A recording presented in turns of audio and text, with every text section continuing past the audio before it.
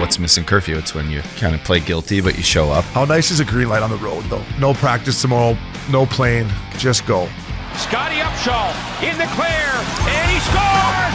Right in front, scores! A few laughs, a little bit of fun, and obviously a lot of hockey talk. You're listening to Missin Curfew. Fellas, coming to you from Hall Pass Media in Newport Beach, this is Missin Curfew.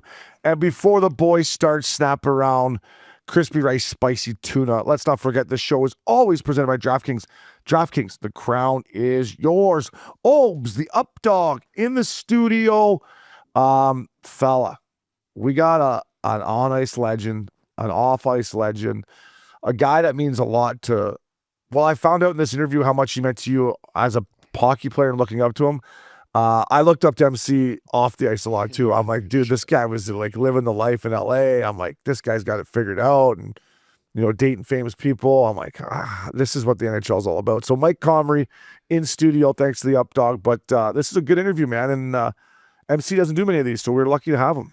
He doesn't. And when I threw it out there, I always tiptoed around asking him, and he'd laugh. If you know MC, he'd ask us a lot. He's very, very witty. And if you ever get him one-on-one or talking hockey or talking anything, you become, you become ingrained into what he's saying. And his old man's a beauty, and you're going to learn about his Bill. He's got a great family of boys, smart family, and they grew up the right way. And anyway, I always, when I started to get to hang with MC down here in LA and Newport Beach, I was just like, fucking A, this is great. And it brings me back to when I was just moved out of Fort Mac, and I was kind of, on path to maybe get drafted. And we had the same agent, Jerry Johansson and Steve Kotlowitz. What hair? Jerry Joe, what hair? Yeah. And so I started working out with him. And at that point, he had just made the NHL. He's driving a sick car, and he's fucking living life, and he's working hard in the gym. Wasn't much of a golfer like me, but I got to hang with him and spend time with him. And I always admired him, which you guys will learn in this interview. But, he was pumped to come on the show, dude. He was like, yeah, fucking love to, and his brother is doing great things still with the Jets. Yeah, Eric. And, it's just a very well-rounded guy. And I know a lot of people where I'm from might have mixed feelings, on what happened to MC and who is MC. But I hope this interview brings you down memory lane of who the guy was, what he did in Edmonton, what he went through there.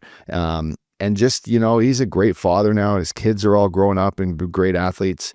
Brooke, his wife, is an amazing girl. And we had a great chat, fella. Yeah, and listen, I got to know MC later on. You're talking about when you're younger, but when I finally moved out here. But one thing about Mike Comrie that I always appreciate about his game is he had sick style. I mean, we talk about National League style here at Missin Curfew. Yeah. Put this guy at the top of the list. So this is a good one. In studio, our boy MC, Mike Comrie, coming at you next, fella. Welcome to the studio. Thanks for having me, guys. Yes, MC, man. Known you guys for a long time. Thanks for finally inviting me on the show.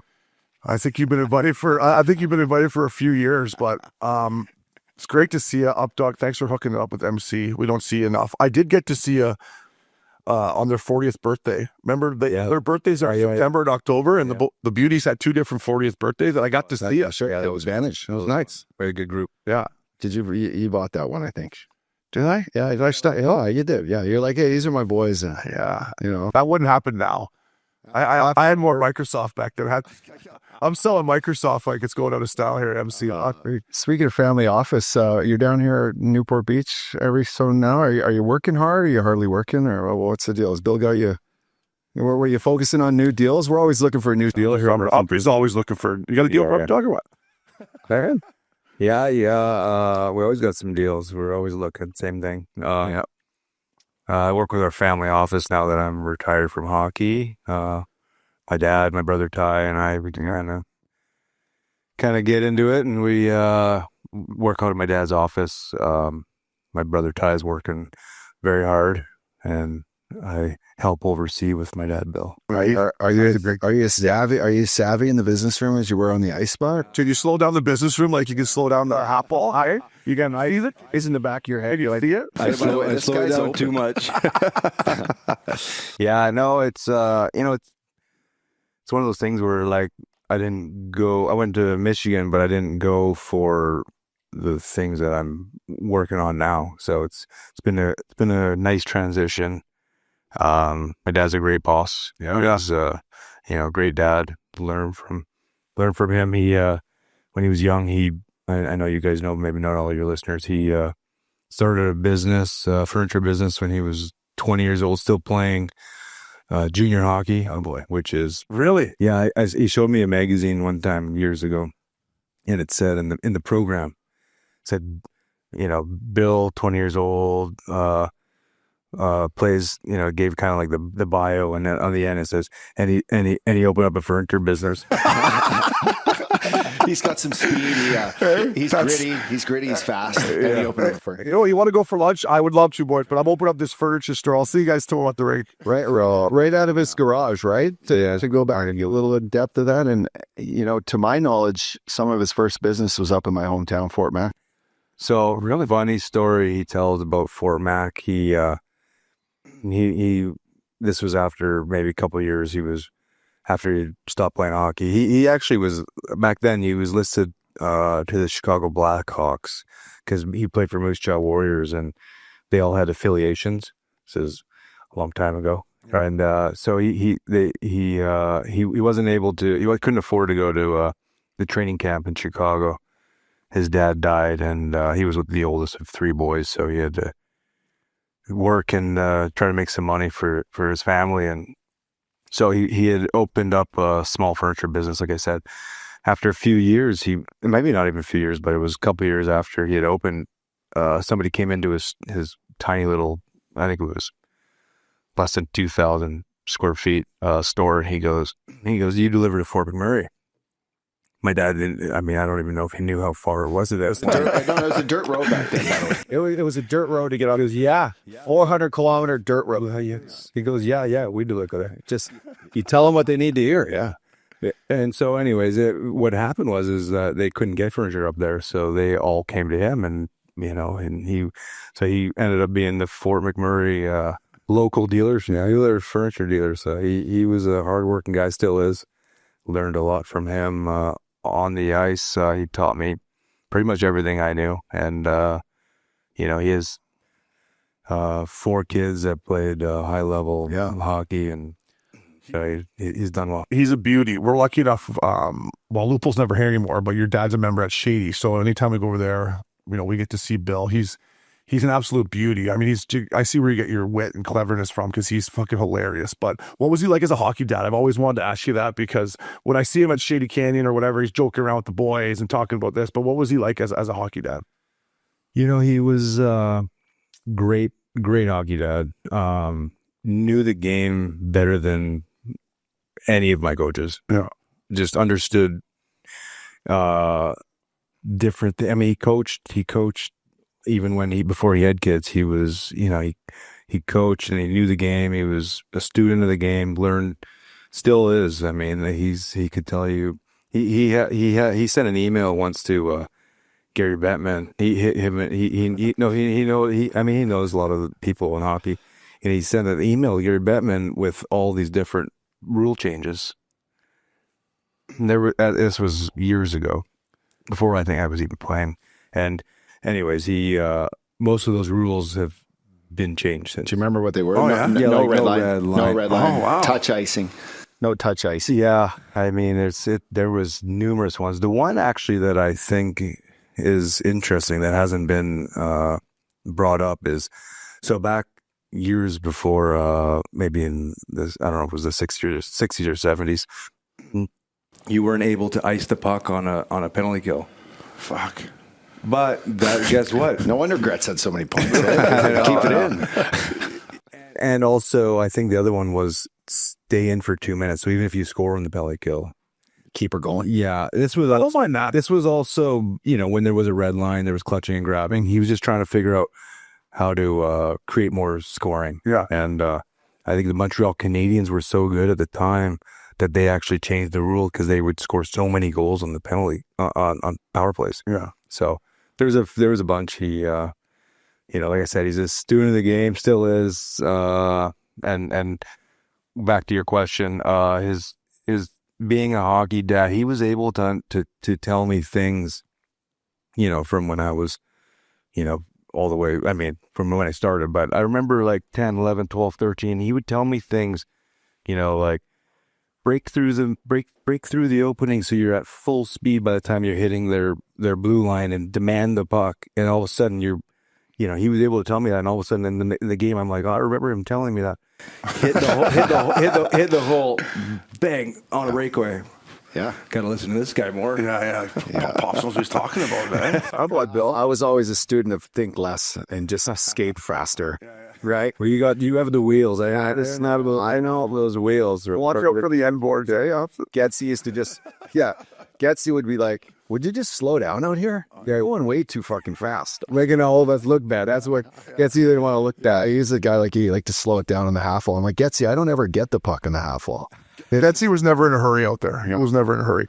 There was a great clip that we showed it to Princey, but the 2010 Olympic Games when they're beating Russia 7-3 or whatever, and Malkin's standing beside the bench, and Getsy is up in his fucking ear, like chirping on him up on the bench. I'm like, that's why you are right, Getzlaff. Like, yeah, well, that's what Canadian hockey was. And that's what we need to get back. Kicking the shit out of him, and Getsy's already chirping. But the game's changed a little bit. Yeah, I think for the better. I know, like a lot of historians are, want the clutch and grab or the I miss it, eh? pitchfork. We should probably tell. You were good at the pitchfork. We should probably tell the listeners about this guy. Caught me at Tampa Bay. He's caught a few guys. Oh my God, my right jaw still hurts. Every time I wake up in the morning, I'm like, fuck me. Yeah, but I got him back. Yeah, this guy was good with the fucking stick work. I just want to stick on. I want to stick on your pops in Northern Alberta for a sec, but he's a great hockey dad.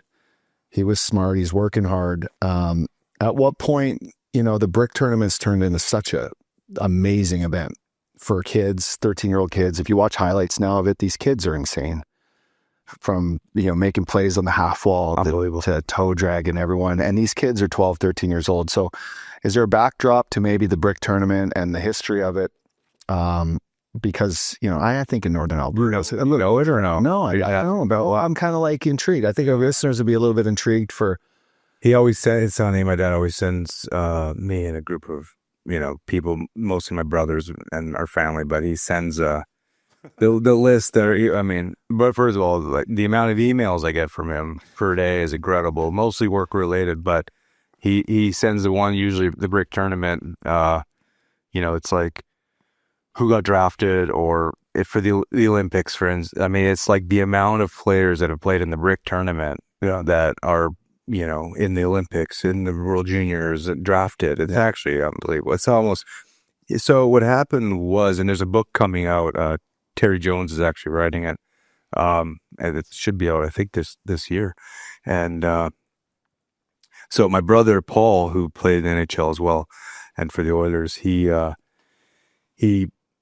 a tournament in Vancouver. I don't know if you guys remember the Vancouver Super Series when we were growing up. So there was, that was kind of like the first tournament where you're, best on best, young kids, invitation only, like, it was exactly. It was like there was Alberta or, Western League. But it was like 12, 13, 14. So it was before junior. Yeah. And my dad, I was about to turn 10 years old, and my dad's like, there's no tournament for, anybody that's younger. He's like, there's a Pee Wee Quebec tournament at 13, the Vancouver Super Series in the summers. He goes, we should maybe start a tournament.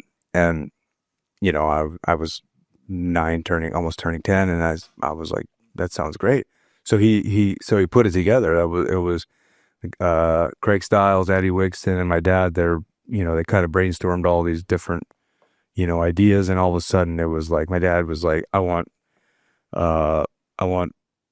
pro style refs. So like at the time the refs, when the refs didn't wear helmets. So I want announcers, I want national anthem, which are all things now that are normal when you go to tournaments or games. Yeah, this was in 1990. And so it was like he had the Stanley Cup there. He had Mark Messier, who had just won 1990 Stanley Cup with the Oilers. He was there. He came out to our practice. It was like first class. And it's like when you're 10 years old, you're like, wow, like you feel like you're in the NHL. And that was, I told Terry, that was my first time where I got a taste of, this is feels like the NHL. Music and the warm-ups. Yeah, that's Bucky. Yeah, that's NHL. That's NHL. You know, like when you're 10, it's like. I got the schedule. How about the venue, though? At what point did he just say we're going to put it in the West Edmonton Mall? So he was friends with the Grimesians who had built the West Edmonton Mall, and he just thought it would be a fun way for, like, you know. And back then we didn't have the same type of teams that it has now, probably, but you know, we actually. We had a great tournament. It was so much fun. There was, you know, you end up spending days at the water park, and it's just like it's such a great environment. And then all of a sudden, there's people like we were, you know, other people, or even if they're shopping. Well, the game going on, they come and watch. So when you're 10, it's like the first time you've ever played in front of more people than just your family. Coming out of Foot Locker, like, oh, there's a hockey game here, boys. That's right. Who's that 89 there on the fucking? You can snap it around. Yeah, my wife said Zeller's just spending money on the credit card there. But so it turned out. I mean, it turned out to be an incredible tournament, and now it's world renowned. Best 10-year-old tournament in the world. Yeah, I got the schedule up, so it's in the summertime now. Yeah, I like that. Yeah, no, it's always summer. Yeah. It's like in July. That's smart. Yeah, June. But listen, man, they got like Team Minnesota, Detroit Junior Red Wings, Montreal Canadiens, Toronto Pro Hockey, Toronto Bulldogs, Saskatchewan Junior Hockey, Connecticut, British Columbia, Team Brick Alberta. Pennsylvania. So Team Brick Alberta used to be Edmonton and Calgary both had teams, and the competition got so strong. I mean, Toronto, I don't know if Toronto's one or two teams, but it's like there's a few Toronto teams in here. You know, if you look at Western Selects. Yeah, I mean, and if you want to watch good hockey, it's like it's incredible. It's so fun because they're still 10, so like they make mistakes, but it's like they've got their toe dragging and their celebrations are point best. Yeah, it's so fun. That's when hockey was fun, right? I mean, you go out there playing. It is hockey's fun until probably your last year, your career. And then you're just trying to stay in the lineup, and the game's so fast, so you're going. I mean, I told my dad this. I remember. It's true, right? It's so true. Yeah, well, yours might have been a couple of years. Yeah, mine was I was sitting here thinking that. I'm like, yeah, my second year in Colorado, Calgary, and then everything in Europe and the minors. Yeah, so last 5 years. I remember when I was in Edmonton, and I was 22, just came off a good first full year in Edmonton, and I was in preseason and even into like the first couple weeks. I was at dinner, Earl's. There you go. Like that. Really check in here. Yeah, I was little Earl's girls. I had 2 goals against I actually had a hat trick at the preseason against Vancouver, and I look at my dad and go, the game's so slow. I've never felt like that before. Yeah. Maybe in junior when I went back and when I was 20, I was just like, and I imagine that players like McDavid or Crosby or Gretzky back, like I imagine, or Michael Jordan, depends what sport you're talking about. It's just like you can kind of see where the play is going to happen. I'm telling you, for probably 2-3 weeks, I was like, we were the Ryan Smyth, Anson Carter, and I were like the top scoring line for, I think it was like maybe a month or two, and then I broke my hand. Never felt that again.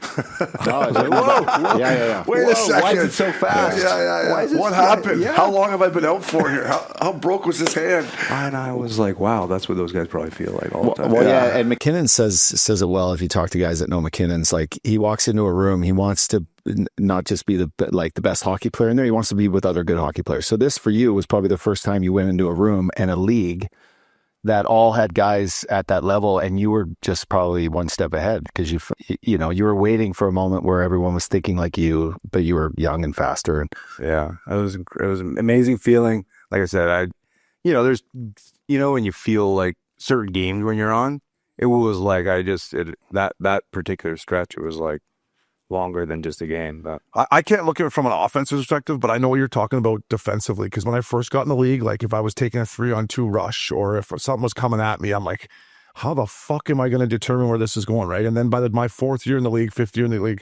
okay, I've seen that rush before. I've seen this guy coming from here. But when I first got in the league, I was like, yeah. And then near the end, I'm like, fucking slow down. Yeah. You can't cross-check Obes. I'm like, well, what? How am I going to slow him down? Yeah, what am I supposed to do? Skate? You want me to skate? MC, my man, we couldn't talk about your family without your brother Eric, who I got to meet when me and Uppy were still playing at the end of our career. he come in, obviously him and Ty were skating with us too. And great kid. His work ethic was like through the roof. But how happy is it for you, got to play in the league, to watch your brother play now? And he's just such a great kid and hard worker, man. Almost too hard. Dedication. Yeah, he's an amazing teammate. Works harder than anybody. First guy on the ice, last guy off. I went to watch a pregame skate. I brought my 4-year-old, and it was like he was on the ice for, he must have been on the ice for over an hour and a half, and I'm like, my God, I would be on the ice for about 15, 20 minutes, but We'd already be at lunch. yeah, maybe already in bed, pregame nap, but, a great kid, awesome. Love watching him play, except it's hard to watch your sibling play goal. I bet. Yeah, no kidding. This is like you're hoping for the game to end. It's like you're the forward or defenseman. It's like make a mistake. Somebody else might cover for you. It's usually a thankless job, like the field goal kicker. Like, you get that warm moment, but it all falls on you. One thing I've learned about him is, it's hard to stay around in the league, and the good backup goalies, and he's had he's been around, he's bounced around, is you need to become like the ultimate guy. You talk about staying out on the ice for an hour and a half, like, People just don't understand in the NHL what a backup goalie, how many pucks they take off their shoulders. Yeah, exactly. You're taking, because you're not shooting. You're not doing that against your you're starter, taking right? 250 pucks a day off your shoulders, neck, and you got guys that want to show the coach that they should be in the lineup. They're going to try to go bar down. They're just hitting him in the neck. It's a very thankless job, and one that he's done super well. And every time he gets a chance in, it's when I tune in and I'm like, now I get CEC fucking in an element that I love. But Winnipeg, he's found his home. They re-signed him this summer to the extension, right? And he loves him there. Fit the role. He loves it there. All his best friends are playing on the team. It's like, for him, he likes being comfortable, and the fans love him. His interviews are hilarious because he's so authentic, and our whole lives we've been trying to be like saying the cliches because you don't want to really say anything that you might upset somebody, or he just tells it how it is, and it's like people love him for that. I don't know if you've noticed, but every single one of his teammates, every single one of his coaches, even when he got traded away, Paul Maurice was like, "Whoa, this we're gonna lose a good man." Yeah. Like, and it's like it's a nice thing. He's worked hard. Yeah, he made that impression on me. Like my career was winding down, and it was coming to it. Like we've talked about, things were starting to pick up out there. And he made an impression on me in the 2 or 3 summers that I was pulling for him, right? Obviously, it helped that he was your brother, but just great kid. And every time I would see him at the rink, he'd come in with a smile on his face, and I'd be like, "What's up for the rest of the day?" He's like, "Oh, I got a goaltending clinic, and then I got working out, then I'm going to a stretch thing, and then." He's like, "What are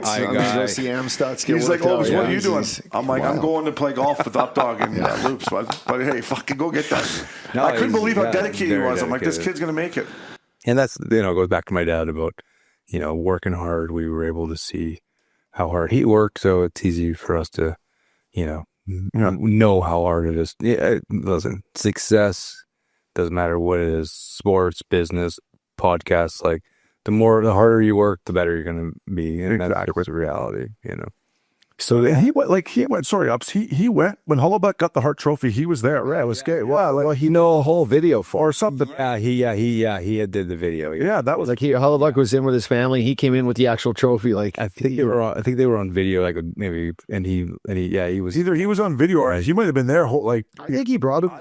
I think he came in the house with him at his lake house. Yeah, and he had the vest and like this in the video. Yeah. Hard, wasn't it? I thought he had hard. Yeah, maybe. He won them both. Amazing. I can't go without asking him about. So Ty, it's great that you and Paul were right here, and you have a sister. Ty had good style. How's your sister doing? Yeah, she's good. She's a psychologist. And where does she live? Up north in still? Edmonton. Yeah. Oh, good.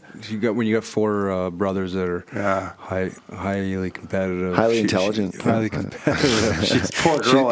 She's a therapist, so she gets to see us, and then she can use it for her for her work. She's like, reminds me back in the day, my brother Mike. I'll just tell you a situation here that happened, Mike. No, it's good. We're good. We're a really close family, and we're just actually we went on a trip. There's about 25 of us right before Christmas, so we're we all get together, and it's a lot of action though. We're a lot of sports, a lot of boys, a lot of competitive juices. Actually, Jay, right? Is her husband? Yeah. How's he doing? He's a golfer, right? He's a big golfer. He's got a lot of kids and working a lot, so he doesn't golf as much as he'd like to, but he's a good golfer. He helps run our real estate division in Canada. Jeremy Main took us out to Mayfield. Oh yeah, Good track. Mayfield. Good track. Yeah. Yeah, I leaned on him. I knew he was a member. I'm like, fucking, what a track. I used to hear stories about your dad playing golf there back in the day with his buddies.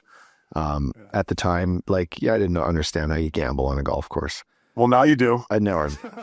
It's all you want. Bill had the greatest games. I always was told, we were working out. They're like Bill and his boys are out there fucking firing around and making birdies. Lips told me a great. story about Bill. He's like, "Oh, you got too many clubs, Bill." He's like, "No, I took my 7-iron now." He's like, "You got a lot of woods." He's like, "Yeah, I took my 7-iron out. I don't use that one anyways."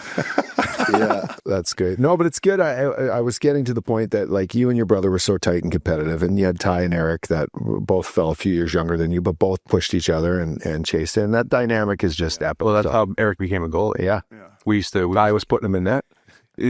Paul and I was playing for the Oilers, and Paul was also with the Oilers. He had concussions, and he got hit. Scotty Nickel actually hit him, and we were both living at home. I was living at home my first year in the NHL because I signed halfway through the year. So I was like, I'll just live at home. I was 20 years old. My dad's like, yeah, for sure. So Eric and Ty are probably 6 and 4. Eric was playing defense at the time, and we would just stick him in net. We had these little foam pucks, and we'd step on them. And it would be my dad, my brother Paul, and myself. Ty was a little younger, but so we would take penalty shots on her. And these pucks weren't always, pure. So sometimes they would roll. They were the pucks that you would they would throw out in the rink. They're like a puck. Basically, but they were kind of like almost stuffed animals. So you kind of have they weren't always perfect. So we would go in. Sometimes they'd roll off. Sometimes Eric would get a piece, make a save. But we were trying as hard as we could. The nets weren't huge. Yeah, the nets weren't huge. So he was 5 or 6, and we would just fire these bucks at him. And we would, if he ever made a save, the other 2 guys are cheering. Yeah, because the other 2 would advance. So we would always play so ever since then he's been a goalie. Yeah, that's kind of, he had no other choice. Yeah, that's cool growing up with you got a brother Brento. I love my sister to death, Kate. She's awesome, but not growing up with growing up with brothers is cool, right? My 2 nephews, 8 and 5. These guys, Porter and Smyth, they're meatheads, but they're I'm you guys are lucky, your brothers, man. The best. Can lead on each other. Family's everything. Yeah, it's the best. Ty was a good player. I respected Ty because I used to skate with him too, and he made a decision to go into business. I think he went to UCLA, right, for business or something he like that. He went to Los Angeles Kings camp, and then after he was like, and actually, honestly, he's killing it in business. So he's buying buildings, raising money, and doing great. Yeah, good for him. Mm-hmm. And I'm going to bring us back here a little bit, but you St. Albert Saints, you come up, you're 14, 15. Yeah.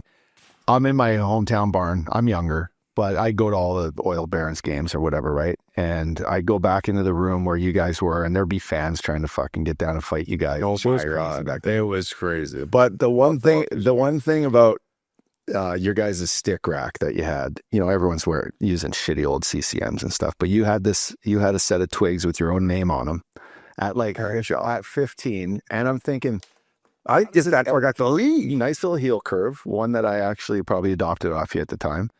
But I'm like, you're the first guy I ever seen with their name on their twig. Is there a background to who was getting these twigs for you? Crazy story. we had the Sherwood rep living probably 5 minutes from our house, and he had a relationship with all the different trainers, the teams around the stores. So he would be the guy that helped get Sherwood into all these stores. Yeah. And actually he was working at one of the stores, and he ended up getting some. It wasn't just me. It was a bunch of the kids around their own patterns. So you could. That was. I was at the time I was 14, but when I played in St. Albert, I was 16. So I just had the same pattern. And he at that time you couldn't, like now you can go online and pick what color you want. Back then you had to just pick the store. We're gonna shovel. Yeah, I use here. And so and by the way, the other thing is it was the same price, which was crazy. Because he lived there, he was able to do it. You had to have a guy. So he put the name on. Oh my God, you kidding me? At 14, like I said, even at 10 with the warm up, like it's almost like you're preparing yourself mentally to be a pro. For sure. And it's like, I don't know, definitely manifesting, or I mean, I dreamt, I'm sure other kids do it, but I dreamt every day. I tell my kids this. Every time I blew my candles out on my birthday, I would wish to play in NHL and play for the Oilers.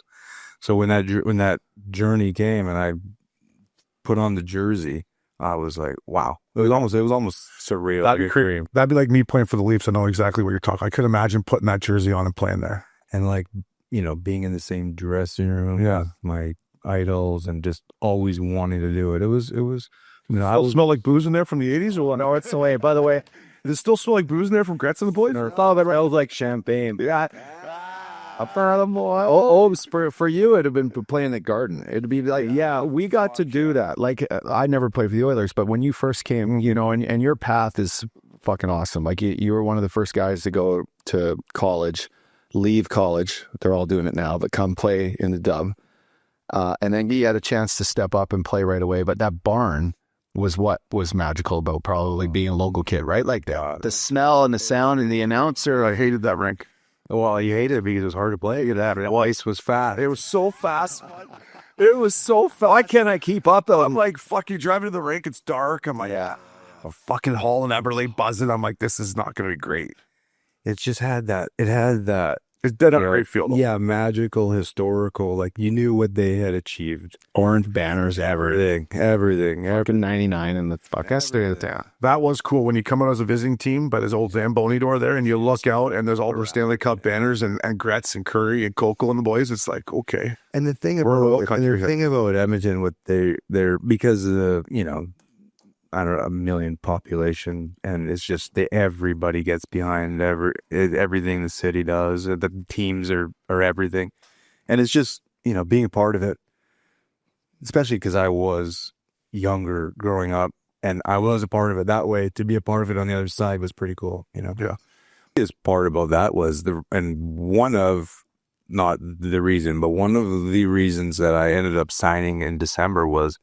The last 5-6 games, it was like they would just literally chasing you around. I remember this. I remember we were playing a game, and I'm not going to mention any names. This one guy was like, he didn't care. He was just, like, I'm gonna make a name for myself and injure you. So the last 5-6 games, I didn't even have that many points. So it was like I was on pace for 3 points a game, and then the last 6 games, I had maybe only a few. I was like, might be time to get out of here. Let me go sign the NHL. Yeah, so obviously this is before social media and all that stuff, right, boys? And I'm in the Ontario League, and that was when I first heard of MC, of Mike Comrie. I'm like, this kid from Michigan is playing in Kootenay. He's got fucking 79 points in 37 games, and now he's leaving to go fucking sign with the Oilers. And we're like, talk about checking out, like, okay, college, junior, show, let's go. I was like, the one box that's not checked that we brought up today is World Juniors. Is there you got to bring that one up. No, but is it a college? Still hurts, eh? MC, is it a college? Was it a college thing? Like, I mean, that's my excuse. So the one thing that he checked a lot of boxes. The one thing I don't like is when guys are like, like I should have made it. I should have. It's not like I should have made it. I'm not getting too fluck from either that or I had a bad coach or a bad coach injury. No power play time, eh? I had one of the best camps I could have had, and I still didn't make it. Maybe it was college. There didn't at that time. WHL got money, I think, or CHL got money from Hockey Canada. I had a pretty good camp. That was actually the first time that I realized that I realized that I had a chance to make the NHL if everything went well.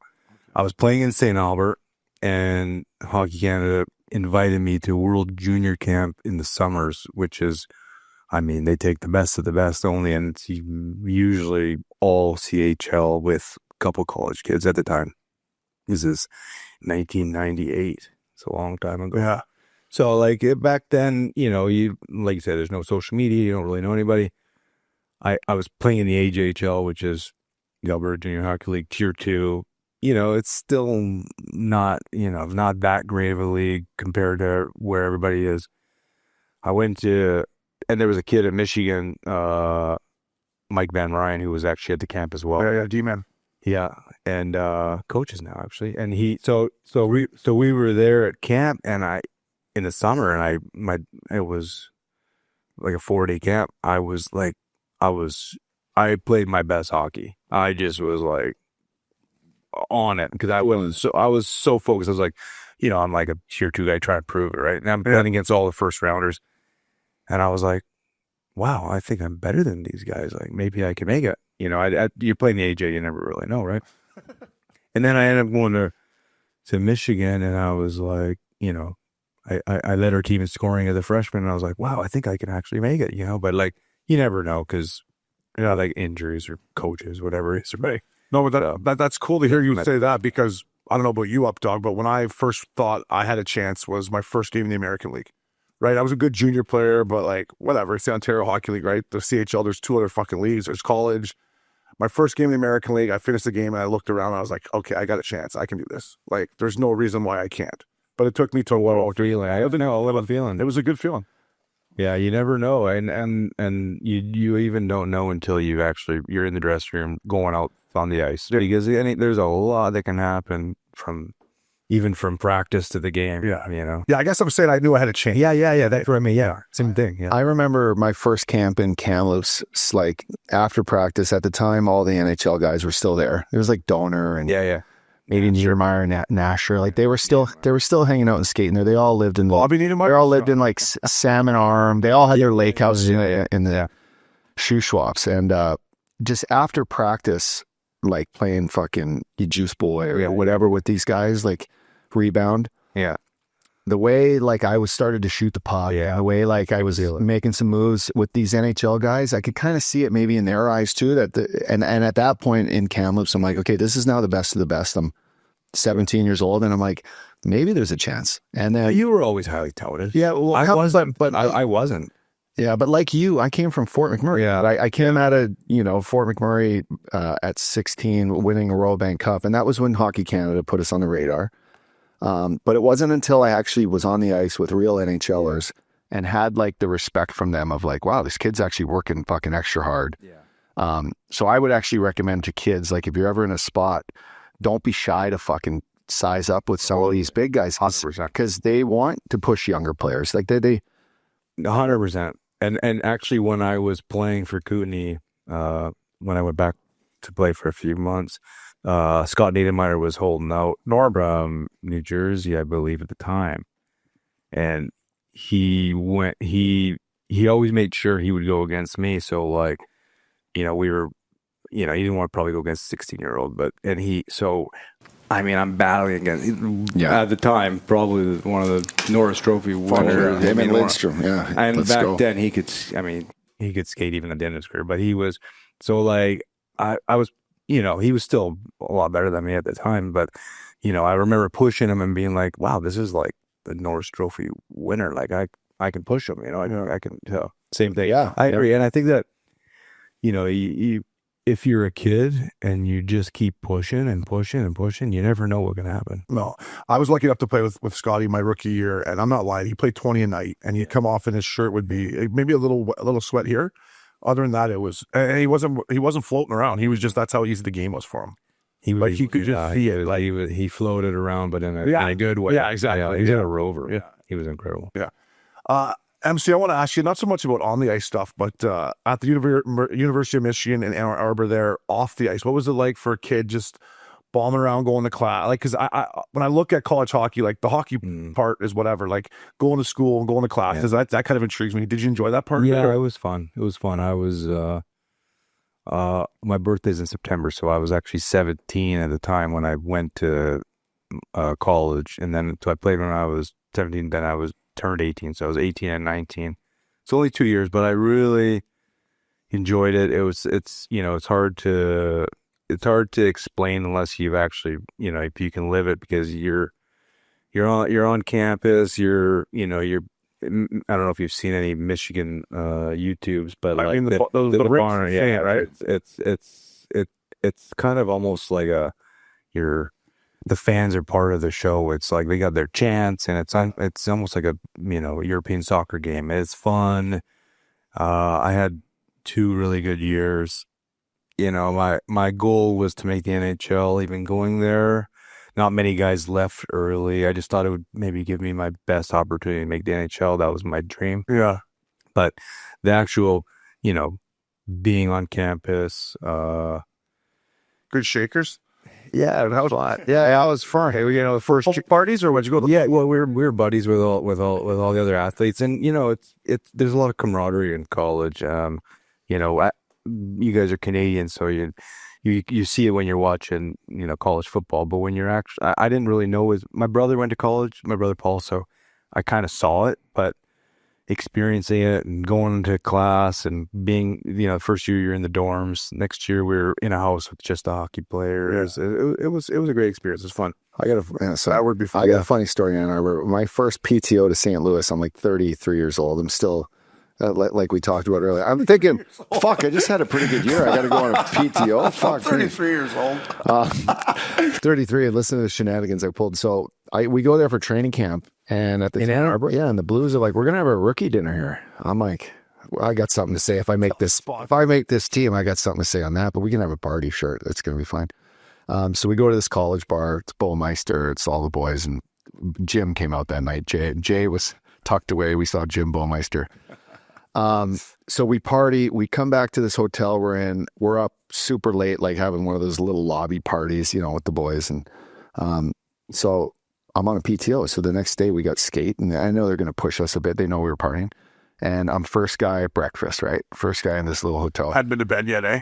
And yeah. First guy. It's like, fuck, better go get some brekkies. So basically, no, because I was like last man. I was up there last man standing. I got to make a good impression. Yeah, I was. Why were they in Ann Arbor? We did a satellite training camp. We used the rink. We used their dressing room. They were on the road, and so I'm up breakfast first, coffee, looking sharp, ready to rock. And Steiner and Stasny come down, and they're like, "Fuck, you're up already?" And I'm like, "Yeah." I'm like, "If you go out with the boys, you got to get up with the men." Like my immediate, and Steiner's like, "Fuck this guy. This guy's pretty buttoned up, knows what's going on." And sure as shit, I'm like, I had to leave an impression like that, but I was taught that early. I was taught by guys, That's another one for the kids. if you want to go out, if you want to go out, especially in a position I was in, I wasn't like on a 4-year deal. I was but I had to be a good teammate, not go to bed early, but also fucking get up and show like the young kids, like, hey, you think you're going to beat me in this fucking training camp? No chance.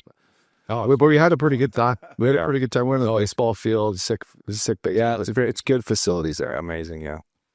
Amazing. MC, back to the Oilers, fella. I got to ask you about one of your teammates. This is a guy who I just, when I played against him, he drove me nuts. Ryan Smyth.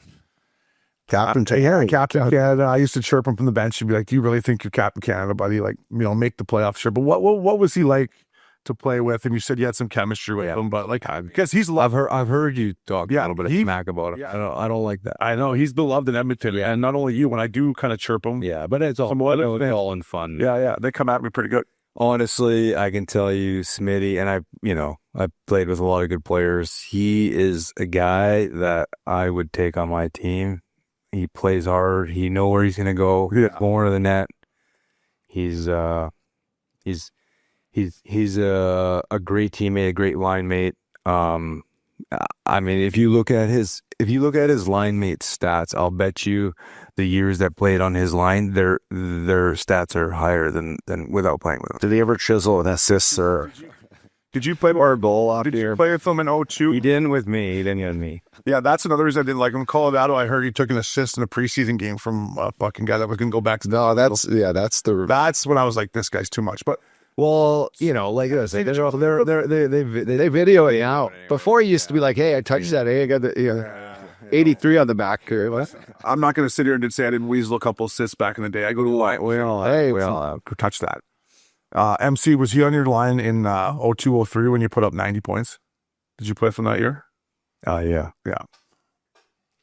he's a guy that, and honestly, like he might, he might have a reputation. He loved to win. He wanted to play hard. I love being his lineman. So he had 51 points. You had 90 PIMs. Still think that means, yeah. Still, yeah. So, yeah. So and that year, so the transition. Oh, that's when I broke my hand. That's what I was talking about when I missed some time. Yeah, you only played 69 matches. But at the first 2 months, that's when the game was slow. That's what I was talking about. I want to ask you about one of these. This is a guy I absolutely wish I would have played with. Ethan Morrill. Chop, right? I played with Chop. Fuck is he a one? He must have been. Talk about a guy that played hard every single night, right? Yeah, I played hard. I just talked to him, actually. He's doing some stuff with kids hockey, I think. He's a great captain, great teammate, played hard. I mean, he, same thing. You know what you're going to get from him. He's, the one thing about Edmonton, and I don't know if it's like this with other Canadian cities, at least when I played, your team is just tight because there's just, you're not in New York or Los Angeles, Chicago, where you got, somebody's going here, somebody's going there. It's like, oh, we're all going here. Yeah. There's just not as much to do. What was that? What was that bar we went to for Loops' tournament in Edmonton? Cowboys? No, I don't like Calgary. The ranch. Well, yeah, and it's just like, well, Rum like, Jungle. And you see Rum Jungle. There's only so much to do, right? Oh, yeah. And everybody kind of does it together in those smaller cities, which is good. But like we were talking about before, it's, you're a little bit of a microscope and everybody knows what you're doing, which is not for everybody. So take the good with the bad. I used to come into town young, like Jerry Johansson's my agent. I used to come up, I'd stay with him, or Steve Kotlowitz, actually. I'd live in the basement with Jason and his little guy. And anyway, used to go work out at Simon Bennett's River Valley Gym. Good gym. Great guy, great trainer, the best. You'd always be in there fucking kicking some ass. But you had the first sickest car I ever drove, ever. It was your silver 911 fucking stick shift. And I remember one day after practice, you're like, you want to go for lunch? And I'm like, yeah. And you're like, here, you drive. And we came down down the hill and we flew across the bridge down to the south side over the water. And I just let it eat. And you're like, well, I guess you are from Fort Mac. I know. I said, this guy's going to make the NHL. He knows how to drive this thing. He's going to be fine. He's just used to speed. Fuck yeah. He's not intimidated, eh? No. He's not intimidated. No, you had a great pad there too, by the way, back in the day. Yeah, we had I might some have crashed fun. on the couch a few times. Yeah. I think I got Loops. violated one night You there. and Loops. You guys couldn't get you out of there. But back to Simon Bennett. Get you out of there. Benny was the best. Yeah, he is. Yeah, he is. He really was. It still is. And he, it's funny. Back to my dad. My dad was the one that, I don't know if he found him. Somebody told him to go work out. He had a little tiny, 2-bedroom, or not 2-bedroom, a little studio, two-door studio where it was like, some weights. And then he ended up moving downstairs to get the bigger space. But he helped me get to the NHL. That guy. We worked as hard as anybody. He had me doing things and bouncing off boards and balls and things on my head, and it helped my core. dude, I told Obi, like we carried George LaRock up the stairs. Yeah. We were carrying Sean Bell and George LaRock. Dude, those two guys were just geese in there. And that was part of our workout. Was like, hey, get to the bottom, and now small guy, put the big boy on your back and fucking run up there. It was nuts. That's old school. Old school, yeah. I used to hear about this. I hope I don't fuck this up. The Perry Pern skates. Is that Edmonton? That's the fuck it. I loosened up. You used to just talk about the Perry Pern skate. The best. It was because, and now the game is actually it was there's no hooking and clutching and grabbing. It was kind of like Barry Pern, where it was like just free flow. It was actually a pretty good concept. So there was both ends had blue line in. You had two teams playing, and you were on defense or offense. If you got the puck, you would take it out of the blue line, pass it to your teammates, and then they would come in. The other team would be defense. And then they made it really. It was really good. They would have like a trophy. They kept stats, so everybody's 89. You got that more. We'd all take the Wednesday option. We'd go Monday, Tuesday, Wednesday option. But you got to rest as a weapon. You got to but like 25 minutes, 30 minutes hard practice, and then an hour of games.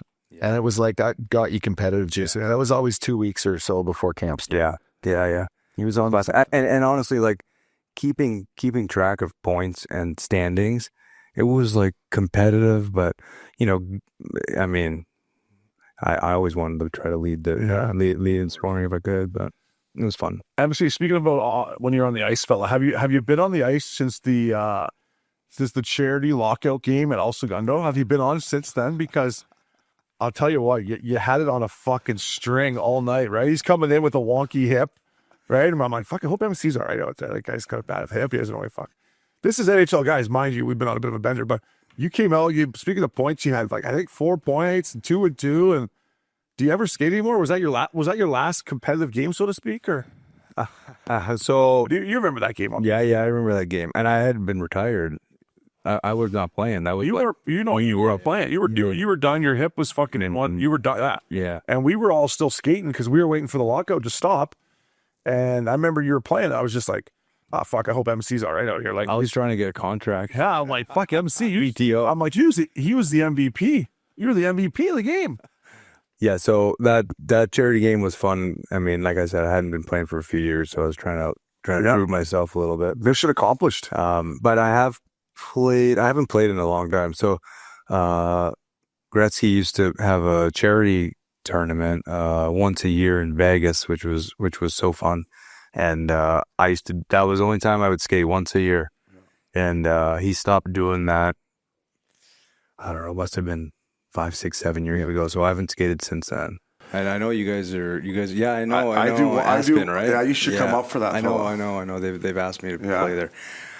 Thin air though, fuck. Yeah. Thin air, but it's nice. Someone's you gonna leave there and you know you're having a good night, which is important in our hockey world. So we were raising money for that? Yeah, it's our buddy Sheldon Walitsky's sort of foundation, but he's building a hockey program for the kids. In fact, they went to the Quebec tournament last year. Wow. They're 10 and 11s, maybe an invitation soon if they get good enough to the brick. He's a good Alberta boy, Sheldon. You'd like him. Good Alberta boy. But it's just a great event. It's sound like Don Cherry. Fucking A. You should see this guy. Folks, we are the best thing. Look at Stevie. He loves it. He's as good as... Rapes is still kicking, man. He doesn't look great, but he's still... I think he might have just turned 90 or something like that. Yeah, we often talk about the towel, eh? The fucking... Oh, my God. We talk about the hockey night. And you want to know something? I used to take those things home. I used to put them in my bathrooms when we have people over. Like, it was like... I swear to God. I swear. Oh, we used to have those things everywhere because you're playing. They got a bunch of them in dress rooms or whatever. Like at first when you're a young guy, they give it to you and you get to keep it. Yeah, and it's like you got one of one, and then as you get older, you realize that you can actually go get more. Yeah, our bathroom when we used to, my brother Paul and I, we used to have, Canada. Use them as some Zambonis. Yeah, we used to. I mean, we used to have parties after all the games.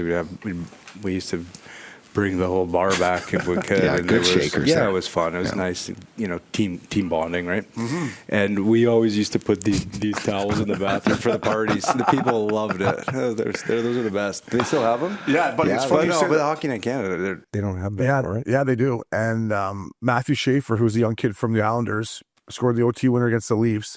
Hockey Night Canada got his towel and said in his post-game interview, he's like, wow, I've been dying. Yeah. But it's on Sportsnet now? Yeah, Sportsnet, but it's still the Hockey Night Canada. Yeah. But it's not CBC. No, it was cool to see a young kid. Yeah. Much about the towel. Because I mean, like we said, like that's when you dream of these things, right? Like, it's part of it. It's like, wow, I made it. I got this towel. Yeah.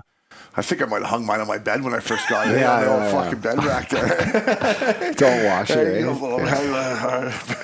MC, you're one of the lucky ones, man. You get to play in your hometown and you get to go to NYC and you got to just fucking have a time. And in fact, I was probably getting it towards the middle of my career when I'm like, fuck, this MC's got it figured out. Like, he's getting to live in the city. You got to, at the time, probably moving down to LA in the summer. Like, did you enjoy the city life? Yeah, it was fun. It was the reverse commute, so I'd go. He missed Trevor. Yeah, it's smart. You're smart. Still took it was. I lived in New York City and played for Long Island. I think now you might be able to do a little more. Well, actually, no, that's not true. They moved back to Long Island, but they're in Queens now. Right? Yeah. So you live in the city, play for the Islanders. Yeah, that's fucking. Ever any dicey like I'm late, and it's been a long night. I'd like to say some things. I don't know if I should, but No, it's not that. It's like Teddy Nolan was a great head coach. Yeah.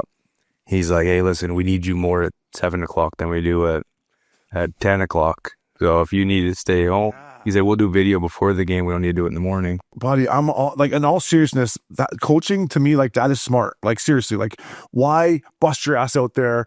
Stay home, get some rest. Yeah. Puck drop at 7. We'll do the video before. Like, I'm being dead serious here, boys, too. Like, coaches make it, in our era, in my opinion, made it harder on guys. I know. I think they feel the pressure. They feel the pressure from like up above. Like, you're not skating these guys. They're fucking, did you see the way they played last night? And you're like, whoa. I want to earn the respect from the guys. So, and I know it's fucking shitty coming to the rink all the time. You got to know. You got to know your squad. Just go get a walk in Tribeca there in the morning, stretch the legs a bit, and grab a coffee. Yeah, no, there was a few. The one challenging part is that the plane always leaves from Long Island, doesn't leave from the city. So when perfect. Well, it's not perfect because if you have a back-to-back game and your second game is in Long Island, you're landing in Long Island, you got to go to the city and then back in the morning for pregame ski. That was Would you ever get a hotel out there at the old? Some guys did. I did it once or twice. I didn't love that. I'd rather see my own bed. But Brian Berard, he had a place in halfway from the city to Long Island. So sometimes I would cry. You would have missed the game if you didn't have that. Eh? Berard would have just missed Barty's skate. They were like, Berard, you do have to show up for the game. And you caught B in his heyday. Like, yeah. You caught Vegas Berard. What was that hotel by the old Coliseum there, or where we would stay on the Marriott? Was it a Marriott? Yeah. Okay. All right. I thought it to walk across the bar. Yeah, like I thought it was. No, were you part of Reasoner's story where he came back Before he drove? Yeah, and It was in Edmonton. That was when he was yeah, Matt T came in the morning after it was already kind of after the first period and was like, hey, you guys gonna wake up here? You too busy driving taxis. Call it Marty, one-man party. That's all time. You fucking. We had a good group of guys in Edmonton. I look back at that and probably think that was like, for me, I mean, playing your hometown, playing with a good group of guys is like, you can't beat that. How about your experience with the Great One as your coach? Because I actually had that too, and I loved every second of it. Although it was only a couple months before the season ended at the time, and then we went bankrupt. So if you talk about being a free agent with a team that's bankrupt and has no ability to negotiate anything, you're like, okay, this is stick my tail between my legs here and suck it up at training camp. But I think they offered you not a PTO. I mean, fuck, IOU. Yeah. You got to pay us to play this year, bud. I really we'll give you good content. Like You have a nice tan at least, bud. No, the Coyotes actually at the time made me start Twitter back in the day when it first came out, and happened to do it with Biz at the same time. So, well, look at you guys. Both of you guys are taking advantage. Biz is really taking advantage. But I had a great experience as the Great One as my coach, and I don't know if everyone who's played for him would probably say that, because you look at him and idolize him so much in a different way. And I know, like, coaching isn't playing, but you had a relationship with Gretz growing up, and you idolized him, and then all of a sudden you're playing for him in like the middle of the prime of your career. What was it like? It's a good question. Incredible. Yeah. Surreal for sure. My dad, like we talked about earlier, is a businessman in Edmonton. Edmonton not being, too big. Everybody kind of knows everybody. So we were fortunate enough to kind of, be around the rink. My dad became good friends with Wayne. He was really close with him. He was the executive. He was the executor of his will. He, go on fishing trips, go into golfing in Scotland. So he became good buddies with him. He, I got traded to Phoenix and played there at the end of the 1 year, and then Gretz started coaching the next year. And it's hard to explain, because it's somebody that, like you said, you idolize. You don't want to make a mistake, but at the same time you're trying to make plays. It was pretty cool, because I just remember thinking to myself, this is a guy that I wanted to play like, be like, and and then all of a sudden now he's like giving you tips and like, oh, this way, if guys coming at you, make this decision or this decision. So that was cool. The one funny story we just had dinner with him maybe a month ago in New York, and he actually brought you guys up, and I guess he's been talking to you a little bit. We love it. Saying this is so good. I've been lucky to get to know him through this podcast and not being like, he's the best. Fuck, he's a better guy than I even expected, man. Honestly, it's like you think a guy like that would, he's got so much going on. The guy there's a reason why they call him the great man. Yeah. The attention to detail, the way that he can read people, he sees everything. One of the greatest compliments he ever gave me, he goes, well, we were around a bunch of people. We were in Vegas for his hockey tournament, and he's like, well, Mikey sees everything kind of like I do. I was like, wait, can you say that again? Hold on. Let me record that. Say that in the microphone. This is the only time I don't want the tabloid, or I do want the tabloids around. I was like, did you hear that? Did anyone hear that? Did anyone hear that? So, the one thing that I always bring up, and the reason I said we had dinner with him, and we brought this up, and it reminded me of it. He goes, we're playing for Phoenix. This was right after lockout. We had an unbelievable team on paper, but the problem was that we had the lockout. So the guys, we had Holy, Kachuk, Roenick,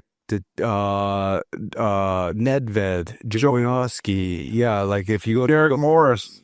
Yeah, Morris was still younger, but like all like Curtis Joseph, like we had all these crazy, amazing players. The problem is that they were a little bit older and they had the year off, so we didn't have and then also they changed the rules, the red line. Owen Nolan.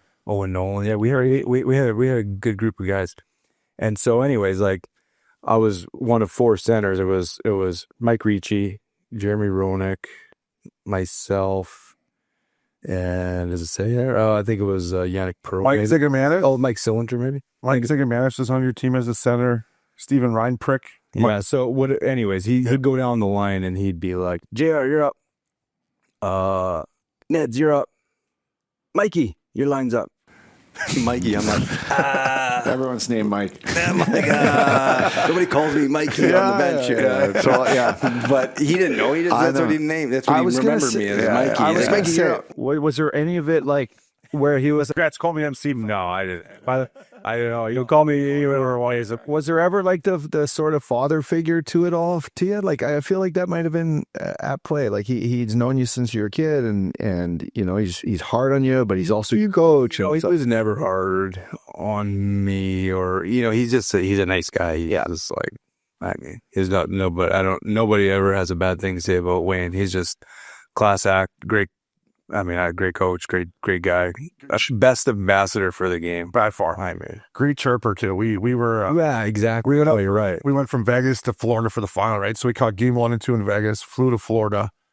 I was fucking hanging on by a thread, MC, right? And we go play golf. Updog hooks it up. It's me, Updog, Gretz, Mess, and Janet. It's 110 degrees in Florida.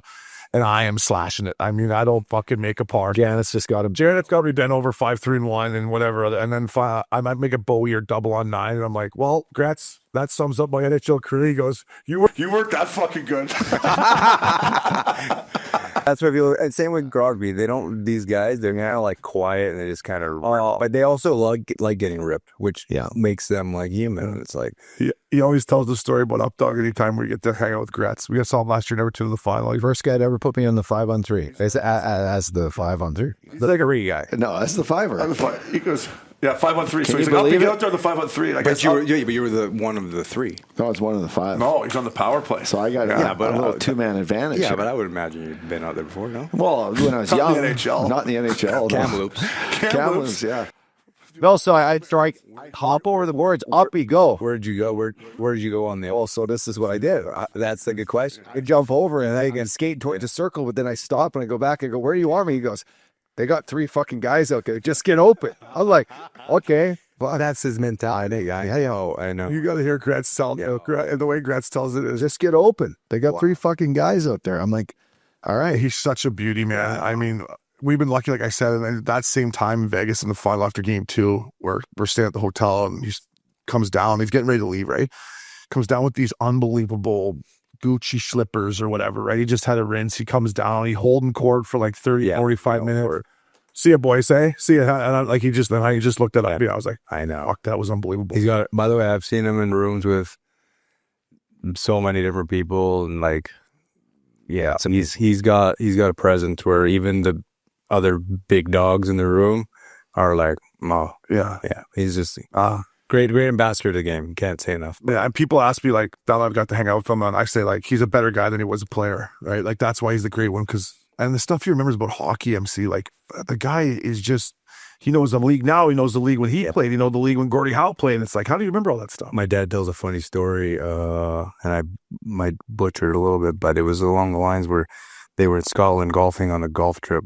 It was like Brett Hull, Marty McSorley, and there's a bunch of like, there's probably like 8 of them or something. Anyways, he was in Scotland, and all of a sudden, like, he comes down for breakfast the next morning. He started like talking to them about like the Scottish sports, because he was watching the highlights, and it was, I don't know if it was cricket or rugby. He's like, wow, did you guys see that game last night? Like, he's just very well informed and like understanding, like, he's in Scotland and he's like watching. I think it might have been cricket or something. They got their own game. They got their own game. It's a thing between rugby and hockey, kind of, right? Isn't it? Oh, or like field hockey? Bandy. That's exactly. Yes, that's exactly what it's called. You're well versed. Informed. Yeah. But that's a crazy sport. It's crazy. It's tough. Big nets, though. You fucking hit. Score Yeah. 50 easy. Fuck yeah. Yeah. I was like, I got a chance at this game here. Throw me out, boys. I can fucking hit that net. Yeah, Bandy. Remember the guy we were getting pinned with in Ireland, the bartender? Which one? We got pinned with all of them. Yeah, that's true. But the one guy at Hogshead, good guy, he played Bandy. He was a hockey guy. He's I love Bandy. MC, just to shift, you're tight with Sid, and you had a chance to play with him. What's special about this guy? Like, and you got to look at him now. We talked about it. Evander Kane. Patrick Kane gets his 500th goal the other day, and doesn't make the U.S. Olympic team. You could probably pencil him in anywhere, but like, you don't want a situation where like, younger kids are like, oh, Patty Kane's not in the lineup and this is fucked up. You don't want someone's idol to not be in the lineup because of, this is not the case with Sidney Crosby right now. He is I just texted him actually 2 days ago, not 2 days ago, after he had the overtime winner. I'm like, I can't believe you're still doing it like this. Yeah. Like, what? Like, I retired in 2012. It feels like an eternity ago. Yeah. And he's still like dominating. I mean, it's like, no, it's so true, MC. Like, I thought at this point in his career he'd be like a good second line, obviously maybe on the wing, maybe. Yeah, like he still plays power play. Yeah. He's still carrying a franchise. It's crazy. I mean, good for him. And also, same thing as Gretz. Like, this guy, I mean, I can't say enough good things. And I think the thing about the game of hockey, if you ever ask anybody, hockey players are just, for the most part, good people. They weed out the bad ones. You get beat up by your teammates if you're doing, something like. But Sid, he's like, he's just like one of the guys. Yeah, like he's texts everybody. He says supper here at this time. I said supper or dinner. Yeah, good enough. Nova Scotia. Yep. And same thing. He comes from a good family. Both his mom and dad. His sister, nice people. Like Wayne, same thing. Like just good humans. I was up a couple of years ago up at Shutters in Santa Monica, and this little makeshift kind of van sprinter bus pulls up, and I'm sitting there having a cocktail, and fucking Nathan McKinnon comes out, and then fucking Brady Shen comes out, or Braden Shen comes out. Tyson Berry comes out. Sidney Crosby. I'm like, who else is on there? You got Gretz and Nario too. So anyways, Bears, I play with them. Where I'm going with this MC is I got to spend a couple days there with Sid, got to know him a little bit. Yeah. Really great dude. Like that was the first time I ever hung out with him. Down to earth, incredible. The career that he's had. It's like the one thing I did notice is he always fucking LA. I mean, big legs. His legs are, I'm like, yeah, he's not missing leg. He's like Updog day. Updog doesn't miss leg day now. Hey, wow, he's in there. You ever do legs anymore? Not as much as I used to. I never. I mean, this probably doesn't surprise you, but I haven't done one leg. Did some guitar. I didn't like doing it when I was playing. Like, yeah, no, I know. I think that nowadays it's like the plyometrics are probably just as important as heavy. We We used to lift. I remember we used to squat. I used to squat off that not the medicine ball, the Bosu ball where it's like bouncy. I had to squat off that thing with like hundreds of pounds of with two guys in case you fall. Yeah. Like, you don't need to do that anymore. No, I look back at some of the stuff we were doing. I'll never forget the day Loops hurt his back. I don't know if you're up there working out with him or not. I think he was with Chopper maybe, but I was crashing with Loops and I was working out down with the Ducks guy, and Loops was going up to Venice or wherever they were, and he came back and he's like, fuck, I don't know. I was doing some fucking deadlift and this and that. And I'm like, I look back at some of the stuff we were doing. I'm like, this might have shortened my career, and the fact that like I was doing the same workout as Lupul, let's say. Yeah, I know. I agree. I should have been doing completely different stuff, but it was a different era. But I agree. So you said it helped me get to the NHL, but I don't know how good it is for longevity continuation. Is the skating treadmill. Oh yeah. But that was what we wanted to do, man. Tough on the hips, so bad. 3 hip surgeries. It's fucking no ice. There was no ice in the summer. Not even that though. It was like I'd go on an incline as fast as I could, and all of a sudden you get on real ice, and it's like you feel like you're in a cartoon because you're just flying. I felt like Uppy. I should have tried that. I mean, they knew you, Eric Johansson and Lundmark would be all just fucking in our little girdles on that treadmill. Yeah. The U of A? Yeah. Yeah, we see it there. Yeah. I mean, how was the scenery around U of A back in the day? Was there some scenery there? I lived on Saskatchewan Drive, me and Lupul. We had a pretty rotate. There's a rotation. These guys used to come over to my house. I'm not kidding you. As soon as I wake up, they'd be sleeping on the couch. What's up, boy? Well, I believe it.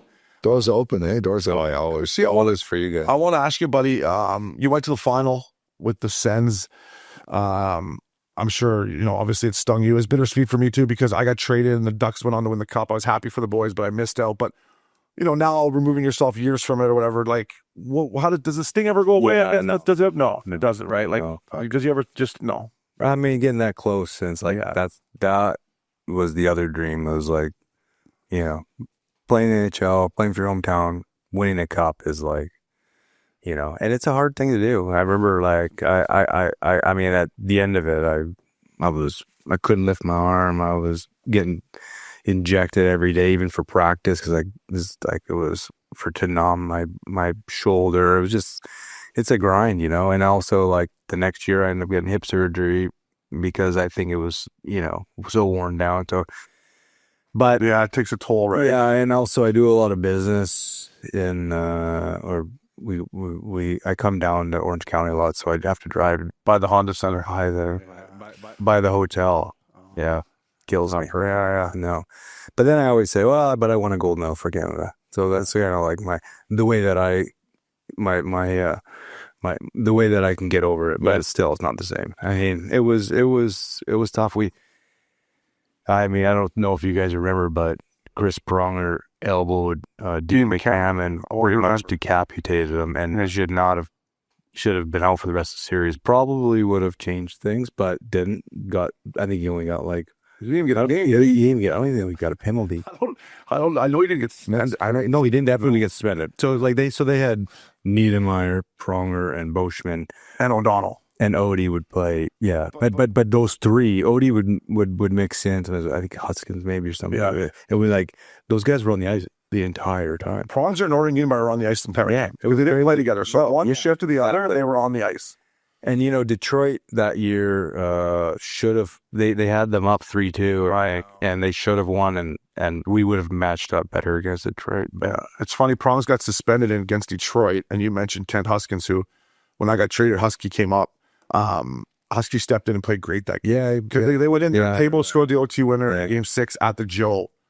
I agree with you guys. I would have matched up a lot, but like that Ducks team, I remember when I got traded. You talked about talking to your dad, and I said, Dad, like I got a great opportunity, but I think I just lost the Stanley Cup because we knew how good the team was. You went to Vancouver there? I went to Tampa. Yeah. But like I always dreamed about playing in the NHL. I never really even thought I could win a Stanley Cup. Maybe that's why I didn't. But like. Well, I always dreamed of it, and I didn't. So yeah. Like I guess I dreamed of it, but I never thought. I know where you're going with it, but yeah. But like I guess I dreamed of it, but I never thought I was actually going to win one. Yeah, you get that feeling after you win the second round that you're actually that. Yeah, winning a round. Once you win one round and then two, you're like, holy mother. like, this is crazy. We're literally 8 wins away. We have a chance. There's 4 teams in. I never got that far. But then your mind starts to go crazy places. You're like, you wake up from a dream. You're like partying with it. You're like, oh, I got to calm down here. We got to play. Or like, you're feeling the pain and not. I didn't have that dream. That's impressive. Wake up. Hey, you wake up. Fuck, we got to play. I thought we had the cup. You wake up. You're like, who's this? Oh shit. Okay, I got to get back to the game. That's fucking. I'll tell you the one thing that did hurt us, and I mean, I don't know if it was the reason or not, but we beat New Jersey in 5 games, and then they went Detroit and Anaheim went 7 games. We had like 6 days off before the final. It's a real thing. It's real tough because we had an amazing team. We're Big Earn. He's a great guy. I remember when I Brian Murray was our coach, great guy. He's like, hey, listen, we got, they traded for me like in January, and he goes, we got Alfredson, Heatley, Redden, and we got Chris Phillip. We got but for the 5-on-3 it was Alfie, Heatley, Spezza, Redden. And he goes, and it's either you or Fisher in front of the net. If you don't want to play in front of the net, it's fine. I'm like, no, I'll play in front of the net. But in my head, brother, Redden and Alfie going for top cheese. I'm like, all right, I'm just going to kind of maybe. Yeah. They were so good that they could, even if you weren't screening, they could pick corners, but. No, but people. We need a good team. Sometimes people had to talk to me about playing without a visor, and you were like, "Oh, you played without a visor," and I some things back.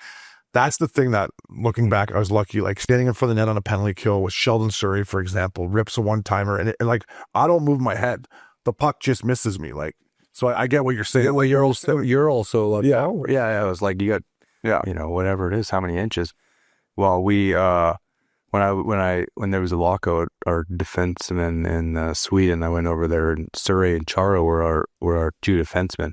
So they're ripping clappers. These guys in Europe are like, holy fuck. I'm like, I'll just stand on the side of the half wall and feed them, right? You guys, you just get out of the way. Boys, come on, boys, screen. Let's get a screen in front there. Yeah, Sheldon Surrey could pound it. His curve, I remember seeing it on a face-off, looking at his curve, and I'm like, no, long blade. Oh, I'm like, this guy doesn't know where it's going. He's just. No, he knew. Yeah, I think he told me he did. Yeah, the one day in Dallas, I went up to him like, Shelly, keep him down, Em. Okay, we got the night off here in Dallas. I don't need to be going to the hospital. I know. Well, plans. I know exactly.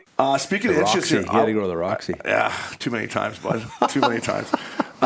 MC, one of my favorite things about you, buddy, we've posted a few times, is your fight with Kovalchuk. Great tilt. Oh, that's a funny story. That guy's a big fucker, man. Yeah. Just how did that start? Or how did that go down? Or way to get in there. Pull that up? Can we pull that up? Way to get in there. That's Comrie versus Kovalchuk. It's not a great.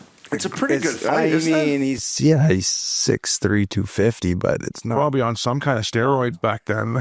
He's a big boy. He was a beast. And what happened was, this is funny because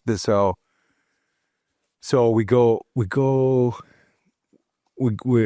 Los Angeles has an All-Star Game 2002, and they have this Young Guns game. It was the first time that they had this Young Guns game. They're trying to like promote the young players.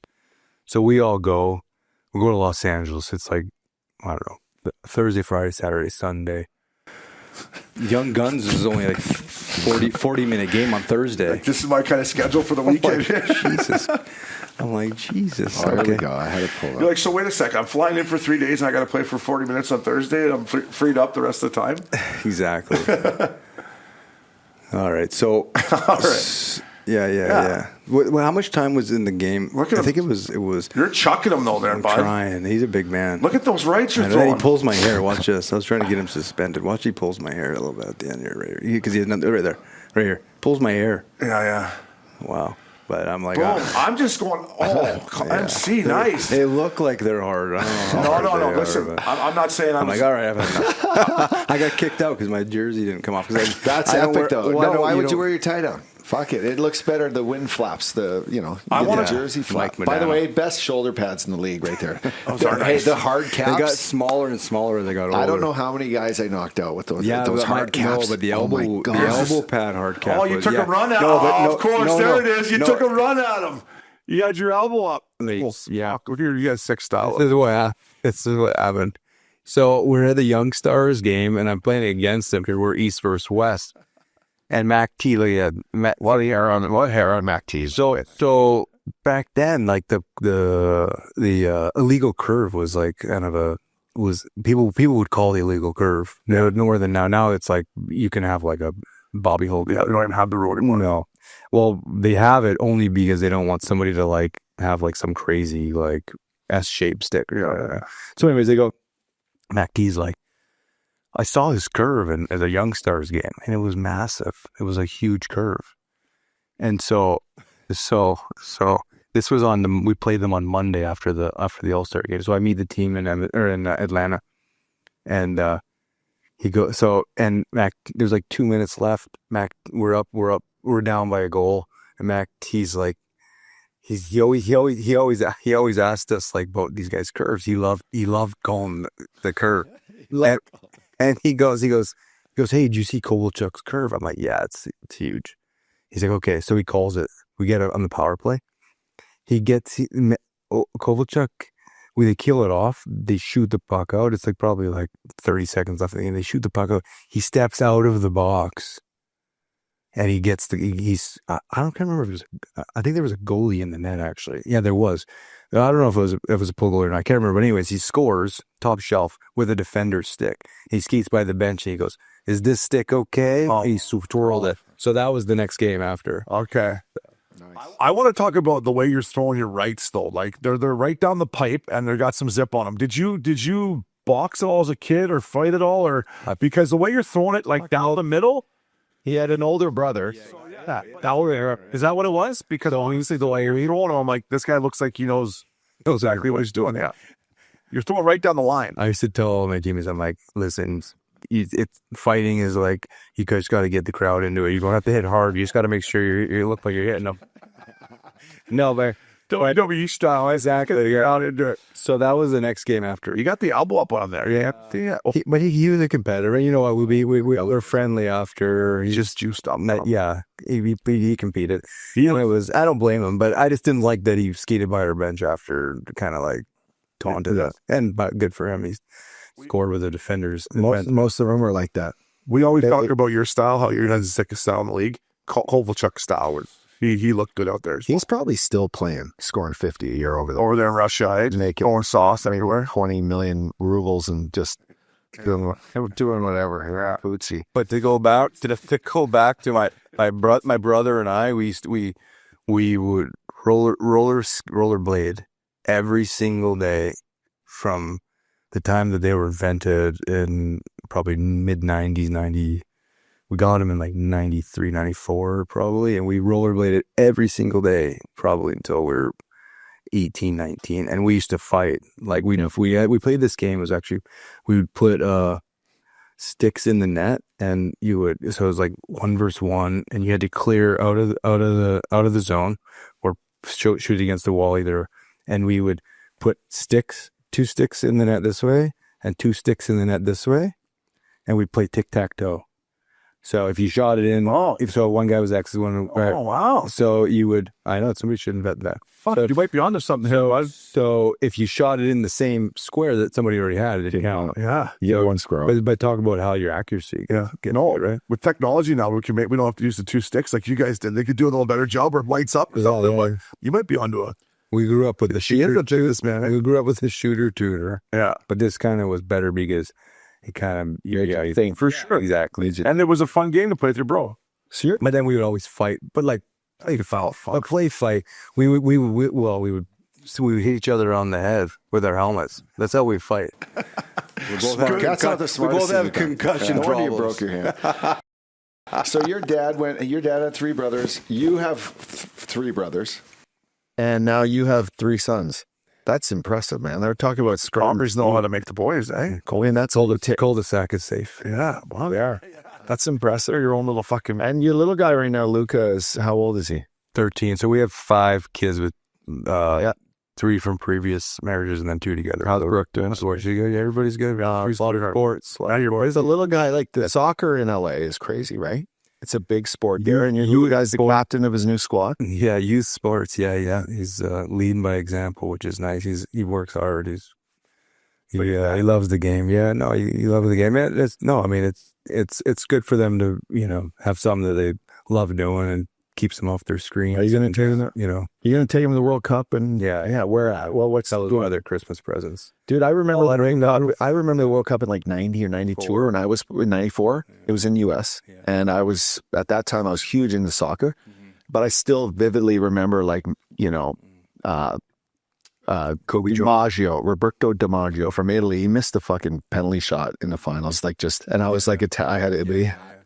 And anyway, like that to me, still, I go back if I ever chose the soccer path. That the fucking World Cup to be here was something I always remember. Cool. So this is going to be huge. Yeah, that was their Christmas present. I said I'd take them, so they're pretty excited. But I don't think the schedule is completely out right now. But he also wants to go to Canada to see Team Canada. So let's go up to Vancouver. Right? We're going to go up. Our sponsor Kits, our boy Roger. We're going to do a little fella tour to the Vancouver, Canada. Well, last time I saw you on tour, we were in the finals in Florida. That's right. That's right. We got bump into you. How you doing, fella? Was he K-Dub there with us too, or was that the? That was no. That was just you 2 guys there. Okay. Yeah, that was Game 7. Game 7. Game 7. Yeah, that's right. Lucas said, "I want to go to Game 7." I said, "All right." It's a long trip. It's like, okay. He said, but dude, I was like coming back from somewhere, and he's like, "Oh, it's Game 7. Let's fucking go." I'm like, "Yeah, you're right. Let's go." So I brought my girl McKenna and his wife Christina. We went. I'm glad we went, dude. I mean, I was on the. I cried. Yeah, we were both crying because you played in Florida, but just the emotion of it. Just the emotion of it. I mean, it was. I had a nice future bet on the Cats, so I was crying for happiness too. Right? Plus 1,800, fella. Wow.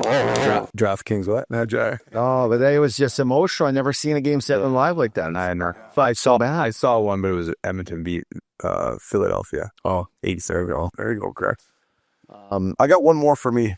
See here. Hey, we can stay as long as you want. Uppy looked up to you for on ice purposes. I looked up to you for off ice purposes, buddy. When I first moved out here, you were up in Hollywood doing your thing, and you were trying to stay out of getting caught by TMZ. I was trying to get on TMZ. I'm like, I got to get on TMZ somehow here. But in all seriousness, like Hollywood to me, it helped me want to stay in the league for whatever reason. Like we had Doug Allen on the podcast. So I'm like, dude, Entourage, it made me want to work harder so I can enjoy the finer things with my buddies. But why did you come out to Hollywood? Like what intrigued you to bring you out here? I think probably I know the answer to it, but no.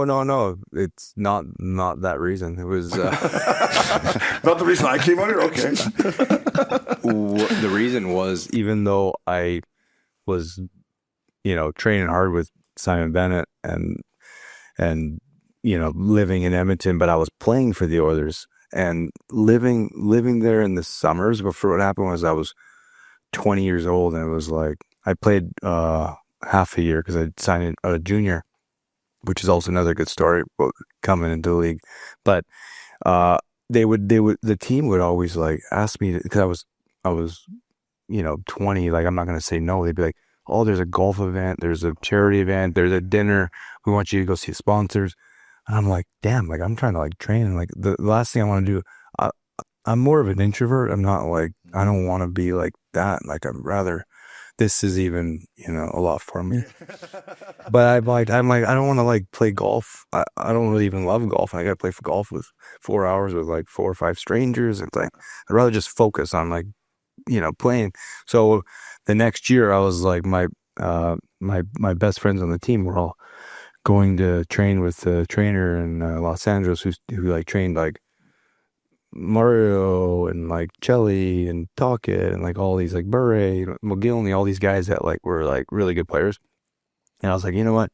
I just need to like separate my summers from the season, because what happened was that next year I was like, I'm like tired by the time like, November was around, because I was already on the move, So like that was the reason why I moved out and then ended up, staying here and training in the summer. So. No, it is nice, because when I moved out here, I was 25. I was still going back to my hometown, which is really small, Port Hope. And then when I got out to California, I was like, wow, this obviously the weather's perfect. My boys are out here. But nobody really gives a fuck about hockey, right? I can still train, and then I can still go to Hollywood and say I'm a professional athlete, right? At Hyde, and that still went a little ways too, right? So I was like, I ain't bad here. Like, this is kind of all right. And then you get up in those hills that we could never. We talked about it. We were often like, should we rent? Is this the year we all rent? Like, you get a 3-bedroom up there. Yeah, trying for the sun. We never did. But we always escaped because Newport Beach was it's the only way we would have left. Sure. No, it's good. You guys had your I mean, I've known you guys for a long time. You guys had your good little the little posse. You guys are what do I call you? The rat. You call it the tripod or the rat pack. Yeah, the rat pack. Yeah. And then the up dog and loops bought us the Springer van. That was a complete game changer. Good for the bet. Fuck. Well, good for everything about my career. Good for everything about my career. Good for stories and everything else. I remember you guys pulling up and like, oh, the Orange County guys are here. We packed that thing full of tattoos, muscle heads. There's everything. Everything. We could end up like, where are we going? It's, just my buddy's beach house. Don't worry about it. Where are we? Oh, Newport. What? yeah. Come on. We're in Newport. And they're like, holy fuck. This conversation wouldn't be a real conversation unless we spoke about a couple like kind of super characters that are on our show, and we talk about a lot, but guys that I met through you actually. One is a guy I look up to. He's fucking hilarious. He's a very unique individual, Cody. We talk about Cody a lot on here. Like, we've traveled the world with him. Loves hockey. He's been one of my biggest supporters. Yeah, he's a great guy. Came to Game 6 against San Jose. Him and sat on the glass. Sat on the glass, and I'm like in the fucking. I'm like trying to focus how do you focus when characters like that are sitting on the glass? But do you remember like Cody when you first met him? Oh, actually, Anson Carter introduced us. No, he did. That's how I met him. Ace. Yeah. Ace. Cody, it's Ace here. That was sweet. Yeah. So he were playing and I trained. I don't know if I had trained the one summer I was going out, and he's like, they're both from Toronto, and he's like, you got to meet this guy. He's like, you'll love each other. And anyways, I met him, and we're best friends, other than my best friends from Edmonton, but best friend, like, since I met him, 2001, 2002, probably. So almost 25 years. What was it, 2002, Cody? What kind of car was he driving? Oh, man. He had a few. He had a few. Yeah.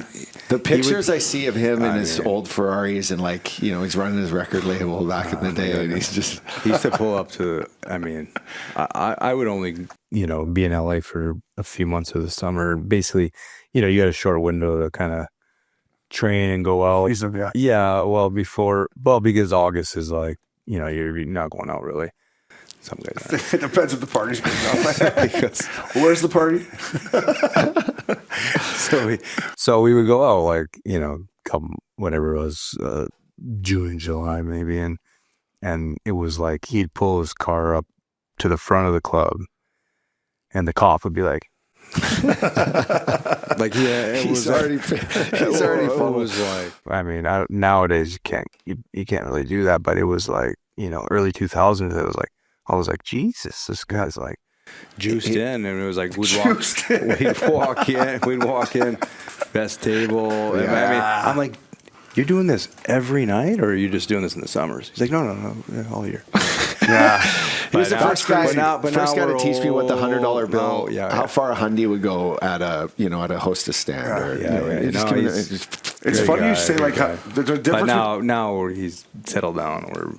There's a difference between doing it in the summer, right? I used to do it with the hot dog and Luke. Yeah. Then the lockout year hit. Oh yeah. And then I was up there every fucking week, and I'm like, it was almost showed me that I couldn't live up there, and B, I was like, I don't want to do this everything. Like Wednesday, Thursday, Saturday. Like, I was like, you gotta start picking your shit. Yeah. So kind of that lockout made me realize that I definitely shouldn't live in Holiday. Vancouver didn't make it. No, Vancouver was so great.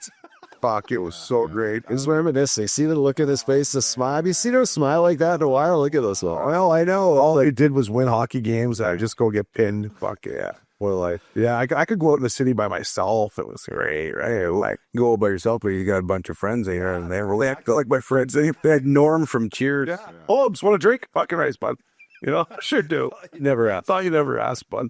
No, but in Canada is like it's amazing, but they're, like, it's so amazing because the people love their hockey. They're so passionate. We were talking about this before, but it's like, there's challenges. It's like, and that's one of the reasons that I actually asked to be traded. I was just like, I just, I want to live my life. I want to play hockey. And it's like talking about, the neutral zone trap at the grocery store after a game is not what I want to do, and it's like, it's hard and I've never really explained like why I didn't want to do that anymore. There was multiple leading up reasons, but it's like, it's a challenge, and like that guys that are doing it nowadays, it's like, they're not going out and they're smart about it. Now social media and cameras is probably even harder. You were almost part of one of the biggest blockbuster trades of all time, dude. They would have sent Corey Perry, I think, from Anaheim Ducks up to the Edmonton Oilers, right? That's right. And 2 other first rounders. Yeah. 2 other first rounders. Sweeten the pot a little bit, eh? It wasn't enough back then, eh? So in the pot a little bit here. This worm guy. He's going to go do a 500 apple play 250 playoff games. Fucking nuts. That would have been a nice trade. That wouldn't have been a good trade for Paris, but that would have been a good trade for you. You would have been a nice little... That was a crazy thing because what happened was they made the trade. They agreed to it. That's why everybody knew about it. And then they asked me for your bonus after. I was like, wait, what? What do you mean they asked you for your bonus? Like they wanted it back? Performance bonus back. Yeah. After the deal's done. Yeah. The Ducks wanted that? No, Edmonton. Oh, they wanted to. They tried to pull a fast one. They tried to pull a fast one just because they're like, you don't need them. Do you need the money? You just, I do. Totally. I want it's my money. I agree. I told him I already spent it. Yeah. No. You're like, you should see my summer boys. No, but MC, that story went around the league. Like, because I had other PAs like union, like the other sports like football and baseball. They were like, this is going to set a precedent. Like if you pay this money, like every league's going to be asking players that paid. It's a slippery slope. And I was like, listen, that's not fair to everybody else. I'm like, I was trying to ask for a trade, and it was like kind of a, it wasn't a great time for anybody. I know that, Edmonton, it was tough on them. We didn't handle it, I don't think, the best, but it was nice to go back and kind of sign after Daryl Cates. It was like, come on, come back. And it was nice because, I love Edmonton. I love the people. Some family and friends are still there, and it's always nice to go back. So it's nice that. I mean, there's no hard feelings. You're still rocking some Edmonton Oiler Nikes there. That's right. I wore them for you. Yeah, let's see. Pop one up on the chair. I'll tell you what, man. Look at these things. Yeah, I don't know if I can get my leg. Yeah, stretch it up. Breathe, bud. Look at those. Those are fire. Send those. Give McDavid a pair of those.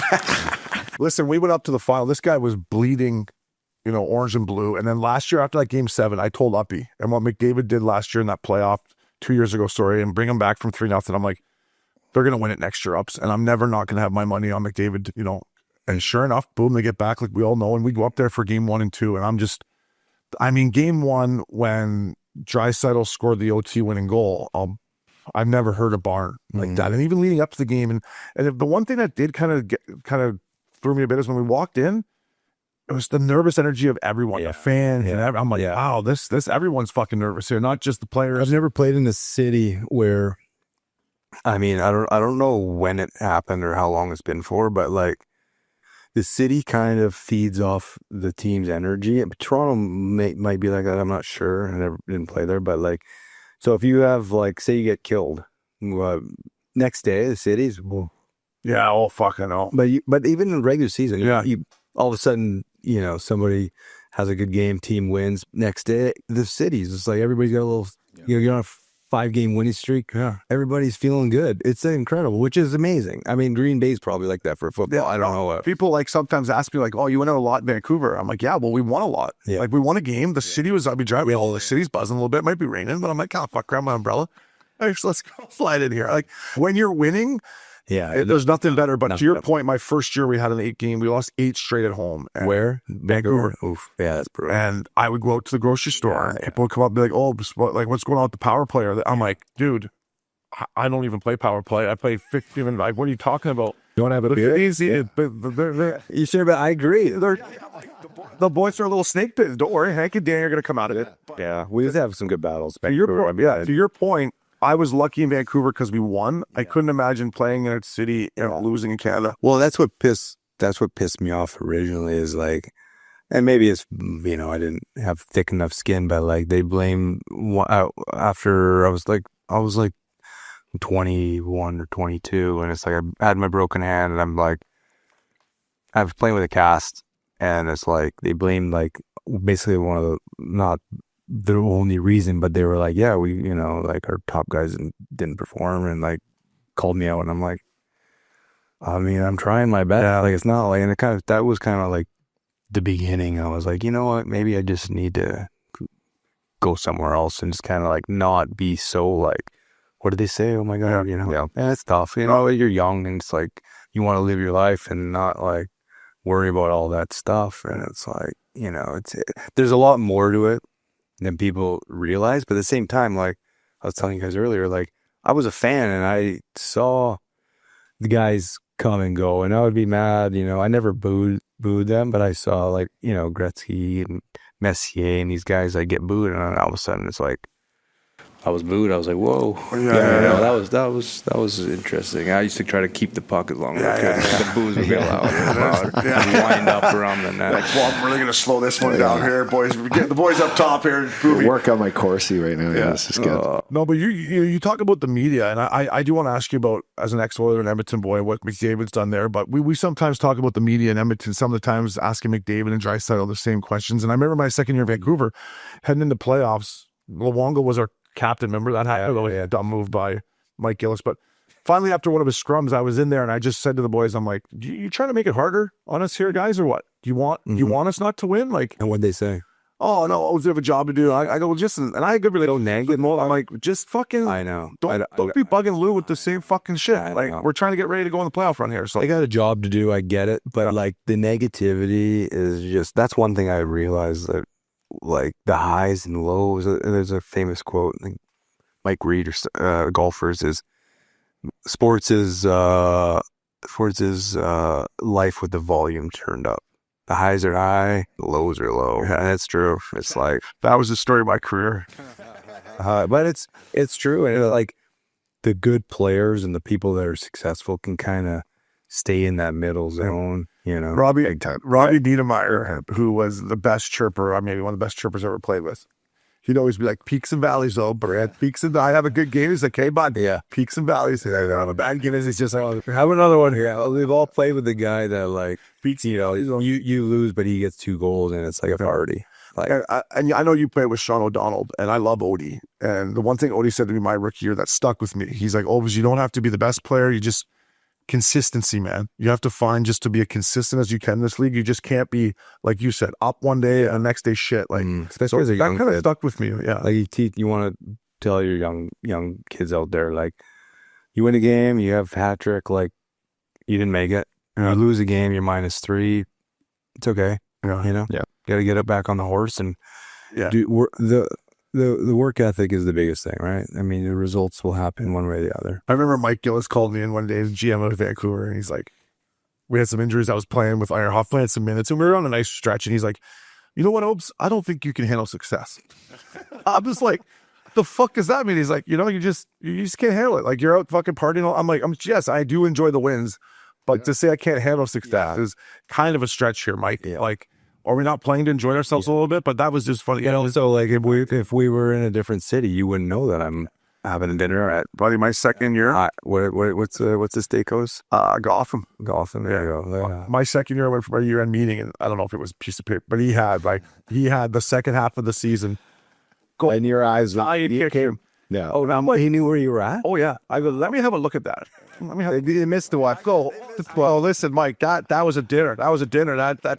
He's like, you're out fucking for 60 nights straight or whatever. The best story that I heard. So he had someone follow me. He did? I think. How do you know that? I guess that was everyone, but just probably told me. No, he probably had a subscription to the newspaper. Maybe. No, I'll tell you. Listen to the radio I'll show. Tell you a good one. I don't know if you guys know this or if the listeners have heard it, but Scotty Bowman back in the day, I think it was in like the 80s or maybe even the 90s, but he gave a stick to the bellman You know the story? Yeah. You know the story? Yeah, tell me. That's a great story. He gives the stick to the bellman. I won't tell you guys. I'll tell these guys. He gives the stick to the bellman. And he goes, "Can you get everybody's autograph?" And she says, "Yeah, sure, no problem." He goes, "But I only want the autographs after 2 a.m." So like, 6 of the boys have signed it, right? Yeah. And you're too lit to think there's Fuck, some I would have trickery signed to it. this. Yeah, Well, he's just like, whatever. Yeah. So Scotty puts the and I might be butchering the story a little bit, but I was told it secondhand. Puts the stick in the dressing room. Everybody comes in pregame skate the next day, and it's like, ooh, there's only 6 autographs on the stick. Yeah. we were all out together. Yeah. Ooh. Yeah. At least there were 6 of them. No, yeah, it sucks if there's only 2. Or I've one. been part of that. Yeah. When there's only 2, you're like, sorry, the only guy that boys. signed us. I'm the only guy that was out till. Yeah. The best would have been signed somebody else's name. Right. Imagine you crew on like up dog. No, but by the way, No, he would have been on there. Oh yeah, loops. I think there's there's was too fuck. Mason Raymond or Mason Raymond. no, there's a reason why we listened to that story a while ago when we were you younger is because don't sign shit after 2 a.m. Like, know that. Oh, really? Well, just Hopefully you hear that story as the listeners are, and you realize just don't sign anything after 2. Yeah, that's funny though. It's a great, but you got to think There's so, by the way, there's so many. The old coaches have all those tricks up their sleeves. Eh? Like, who thinks? You ever think about if you were a coach though and you were trying to catch the boys, like couldn't you just get the security footage from the hotel or what? Yeah, I probably. don't know. I just always thought that. I'd be walking in like, fuck. Yeah, probably. Why don't you just stay out and try to beat them up for what time they're going to get back. I mean, like I said, with the newspaper and the coffee. yeah, veteran play Monday, Starbucks to USA Today. Morning, boys. Like I'll be in Ann Arbor. Yeah. Oh yeah. Up dog, you were still up in Ann Arbor, right? Oh, you were. There wasn't as much talent there as there is in the city when you hopefully stay out really late. MC, that's just great. But I mean, I heard beauty, but Thanks for having me. I appreciate it. Congrats on all your success. I know you guys are doing great, and a lot of my buddies are listening to you guys all the time. So, and hey, let's chat out there with something better. Yeah, do that out there. So anyway, we appreciate it, and you keep crushing it, buddy. Thanks, guys.